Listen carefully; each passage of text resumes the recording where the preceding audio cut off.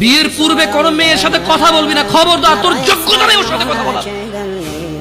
তুই কে রে?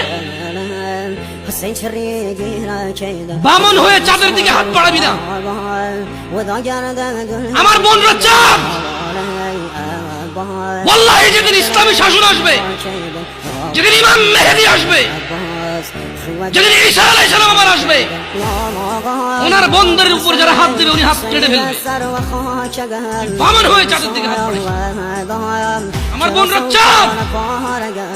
ইসলাম মেয়েদেরকে চাঁদ বলেছে আর তোকে বামন বলেছে। বেটা তুই বেটা ছেঁড়া খাতায় শুয়ে লাখ টাকা স্বপ্ন দেখিস, বিয়ের আগে মেয়ের গায়ে হাত দিস? সাহস কত তোর? সাহস কত? তুই জানিস না মুহাম্মদ সাল্লাল্লাহু আলাইহি সাল্লাম বলছে নেক স্ত্রী দুনিয়াতে যা আছে ওর চেয়ে বেশি উত্তম। তুই কি করে ওর গায়ে হাত দিস বিয়ের আগে?